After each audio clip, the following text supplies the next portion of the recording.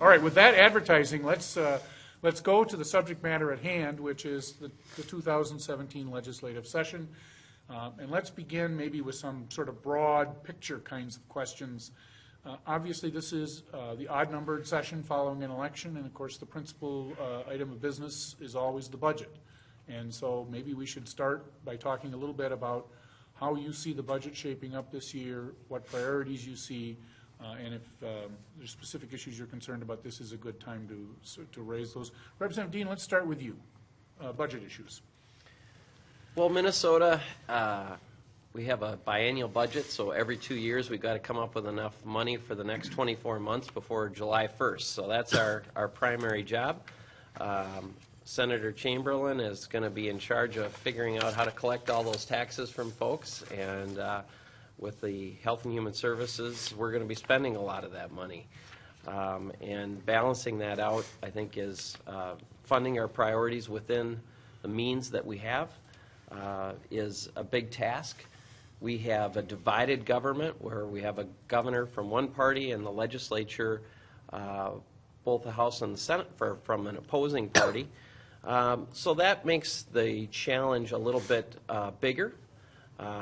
Because in 2011 we had the same situation and we wound up in a government shutdown.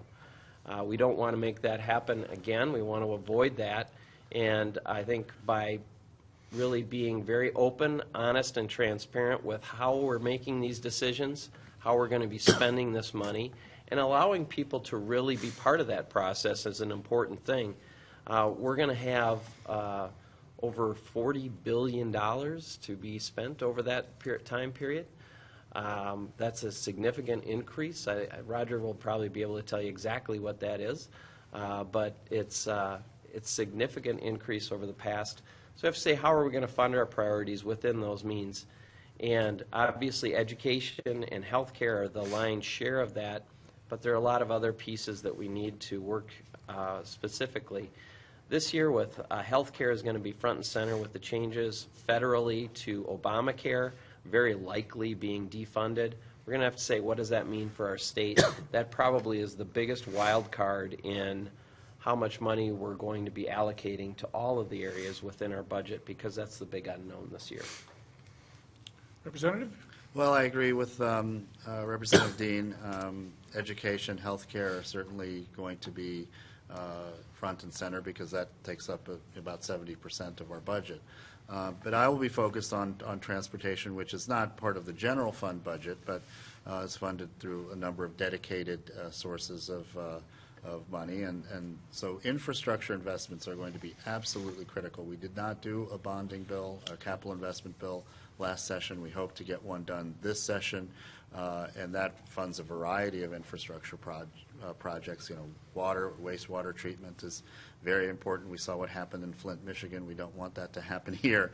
So we really want to make sure that our infrastructure is keeping up with the needs. And so we have roads, bridges, public transit needs, and those all need to be addressed. We have to address our transportation challenges comprehensively. And I think there are some compromise ideas that are out there. Towards the end of last session, we had the House and Senate actually come together very briefly on some ideas in the Transportation Committee, but that did not result in a final bill. So I'm confident that we can get that done. But we need to have a budget that really reflects people's needs, that reflects the challenges we have in our communities throughout the state, that we are really elected to, as Paul Wellstone said, improve people's lives. And that's really, when I go into this budget, I want to make sure that, we're making sure that we're reducing class sizes, for example, in our public schools, making sure that folks have access to quality, affordable health care. These are the kinds of criteria that we need to look at as we address our budget. And I'm glad that Representative Dean talked about, and ensuring that with our new sparkling capital that it really is the people's house, and that we have hearings on bills. Unfortunately, we had a bill on the House floor that was kind of rushed. We didn't have a public process around that, and hopefully we will. It was our health care fix, which again I think we have strong agreement on the basics of that bill, but it needs to be heard in public. We need to get people's perspectives. They need to weigh in before these kinds of things are brought to the floor. Senator? I agree. We need things that positively impact people's lives. But in Minnesota, our budget has increased 30% since 2011. 2011, we left after the shutdown, the governor agreed to our bill, and our spending, it was $34.5 billion. It is projected now to be $44.5. That's $10 billion, 6 years, 30%. If we want to improve people's lives and give them opportunity and chances, we have to allow them to live. And this kind of budget is going to be a disaster. In 4 years, we are looking at a massive retirement of baby boomers. With that said, when people retire, they spend less, they earn less, they spend less, which means our revenues are going to be severely impacted. On top of that, we have an issue of workforce development everybody continues to talk about. It'll be 20 to 1 is what the demographer estimates retirees to workforce.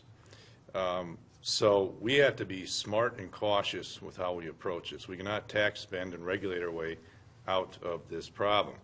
We have to manage this not year to year, but with a long view.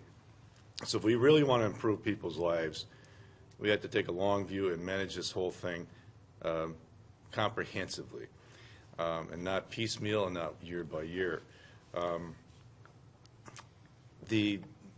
Our priority is going to be health care, as Representative Deven has mentioned. Health care, fixing that for the Minnesota people. Transportation, education, tax relief, and regulatory relief. We do these things, make it smart, make it tight, make it efficient. We will stimulate the economy, give every citizen in the state an opportunity to thrive. We'll attract people here, we'll attract investment, and we will be much better off. We cannot tax, spend, and regulate our way out of this issue and out of this problem. We have to give people some hope. And the way we fix these problems is not spending another $10 billion and result in the same thing, but to do this smartly. So we have to change course, change direction. We cannot afford to continue down this path.